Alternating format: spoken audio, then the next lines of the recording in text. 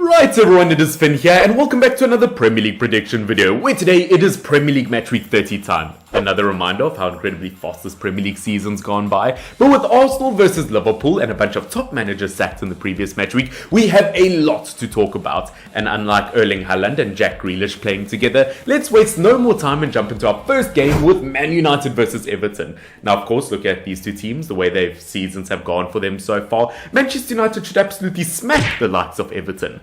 Much like Cristiano Ronaldo with the young Everton fans' phone. Is it too soon to mention that? But of course, looking at both of these two teams, I do back the Red Devils to pick up a 2-1 win. I do think this one could be incredibly close. Looking at the history between these two teams, Manchester United have only won 2 of their last 8 games versus Everton. What is this?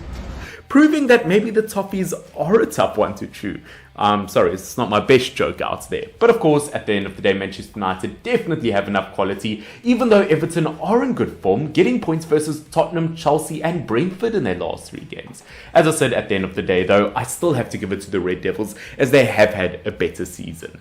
Now, moving on to our next game, we do have Aston Villa versus Nottingham Forest, and I'm going to have to give this one to Aston Villa. As we know, under Unai Emery, they've been brilliant this season, getting 5 wins in their last 6 games. I mean, nothing has been as strong at Aston Villa in recent history than Steven Gerrard's hairline. That's hot.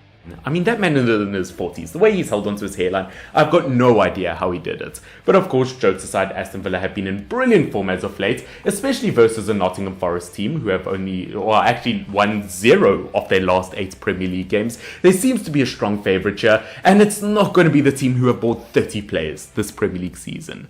Now, jumping into game number 3, it is Brentford versus Newcastle. Now, I would like to say that I am recording this before Newcastle United versus West Ham United, so I've got no idea how that will go. But of course, as a fixture, this one could be incredibly close. But saying that Newcastle United have not lost to Brentford in the last 5 meetings between the two. Therefore, I do have to kind of go with how things have gone consistently over the last few years. And I'm going to give Newcastle United a 3-2 win. Both teams have been absolutely fantastic this season. There could be a lot of goals involved in this one, but I have to give it to Newcastle. They've had a brilliant season. I don't think anyone could have predicted them doing this well this season, fighting for a top 4 spot. Are you sure about that? Now, heading into our next game, it is Fulham versus West Ham. And as I said, I've got no idea how West Ham United will do versus Newcastle. I do suspect that they could be pushed over, much like a certain Serbian striker did to a referee not too long ago. And talking about Mitrovic, as I said, it has to be Fulham. I do think Fulham have had a far better season, and I'm going to give them a 2-1 win. Yes, I know obviously Mitrovic has picked up a very hefty 8-game ban for pushing over a referee. Naughty.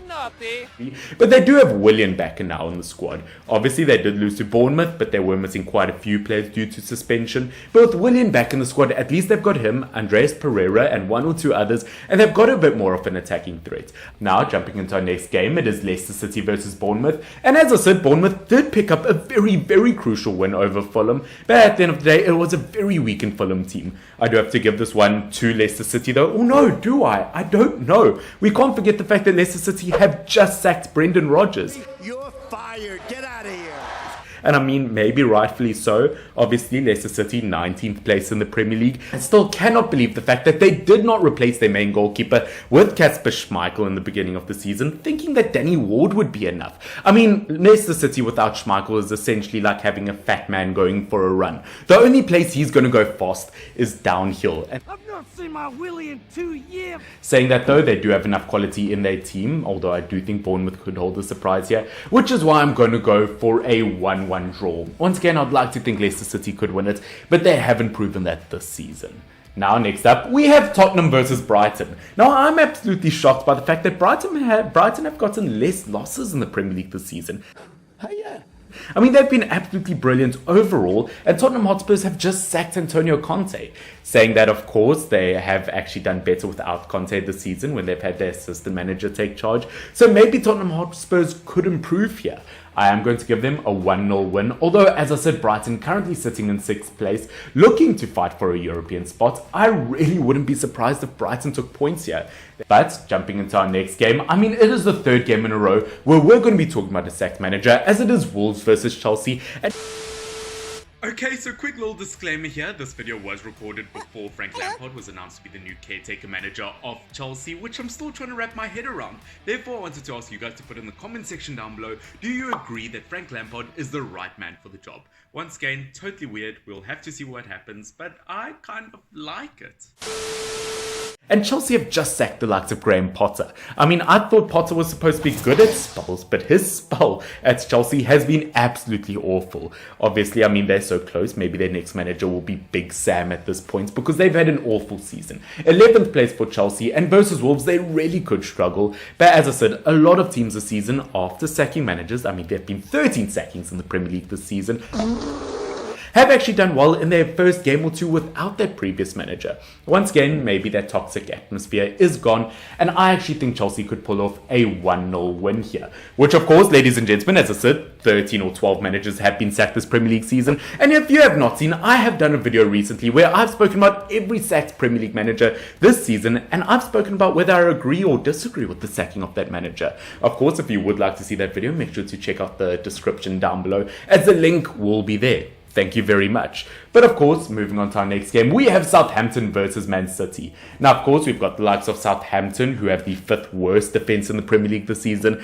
attacking-wise not brilliant, and versus Man City, who have the best attack in the Premier League this season and the 2nd best defense. I'm not really sure things balance out well. Of course, 2nd versus last place in the Premier League. I just have to give this one to Man City with a 4-0 win. Now, heading into our next game, it is Leeds versus Crystal Palace, which, once again, Roy Hodgson doing an absolutely brilliant job in his first game back at Crystal Palace, and he could really deliver versus Leeds United.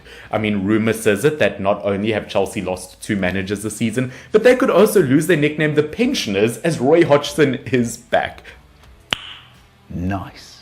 Obviously, looking at Crystal Palace, they did a very, very solid job to get a win last time around versus Leicester. And I do think they will do it again versus Leeds United. Although Leeds United definitely have their moments this season, once again, Crystal Palace, I just trust Roy Hodgson. But of course, ladies and gentlemen, that takes us to our final game of this Premier League season, or this Premier League match week, with Liverpool versus Arsenal. Of course, look at Liverpool, absolutely crushed by Man City last time around. And looking at Arsenal, I mean, let's be honest, they are essentially like Manchester City from 3-4 years ago. And no, I'm not just talking about the fact that they've got Zinchenko and Jesus in their squad. I mean, next thing you know, maybe Arteta will be wearing a wig at this point.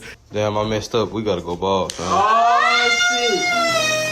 But of course, looking at Arsenal, they've just been in such brilliant form. I really can't fault them, although yes, maybe they do slip up from time to time. Attacking-wise, they've been brilliant. Defensively, they've been brilliant. And this is the first time in a very, very long time where I actually think Arsenal are the favourites here. I never thought I would say that. Of course, Liverpool just not doing good enough once again. And I do think versus Arsenal should pick up a 2-1 win. Which, oh wow, 21, maybe not. But of course, ladies and gentlemen, that is it for my Premier League Match Week 30 predictions. I hope that you have enjoyed. Don't forget to put your predictions down below. Don't forget to like, subscribe, all of that typical YouTube stuff. But at the end of the day, as long as you've enjoyed this video, I can't believe the season has almost come to an end. But let's see what happens this match week, and let's see if anything interesting happens. Maybe someone else will get sacked. I don't know. Guys, this has been fun. FYNN. Cheers.